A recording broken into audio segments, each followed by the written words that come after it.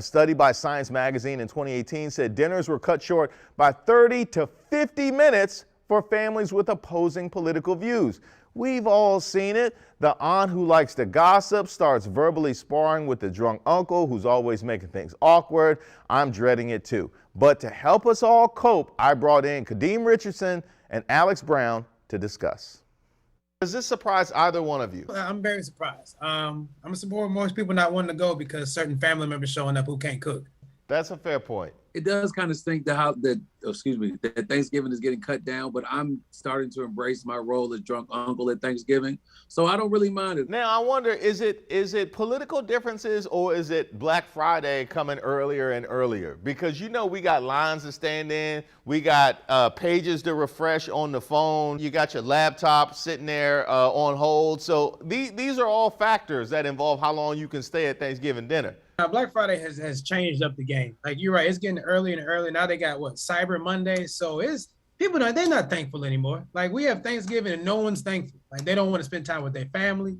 You only see them like once a year anyway. You're going to cut it short by 30 minutes to get some J's or an iPhone. Like, that's wild. I want to take offense because I'm like, okay, well, that is kind of ironic that we have a holiday all about consumerism that is infringed on when we're supposed to be thankful. At the same time, Kadeem, I'm not trying to miss out on my flat screen just to hear my uncle's soliloquy defending the insurrection. I don't need to hear that.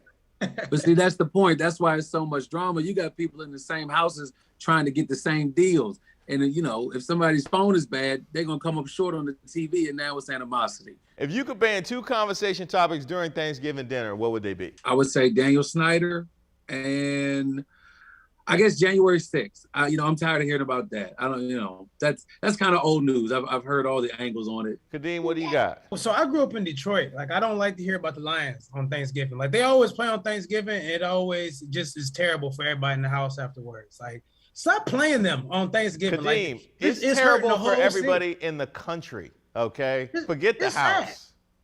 Sad. It is a toxic relationship that I am in with the Detroit Lions. It's like, I just need to step away from this relationship. I think politics is a good one. The Lions or the Washington football team is a good one.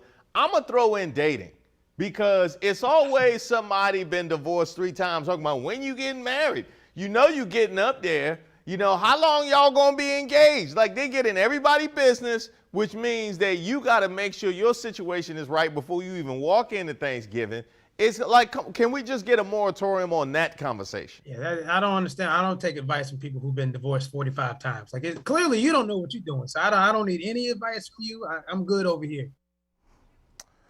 Top 3 things I've ever gotten on Black Friday: a Canon printer scanner, an HP printer scanner, and a Xerox printer scanner. 3 Black Fridays in a row, and I still have them all in my basement. Coming up on Open Mic, a chef that reached TikTok stardom by sharing his recipes for Thanksgiving. And 3 convictions after a long trial, and tests of racial bias in our judicial system. That is in tonight's Mic Drop. And we want to hear what you think about the show. Send in any questions, comments, or concerns into me. I'm at Reese Waters on all social media platforms, or email rwaters@wusa9.com.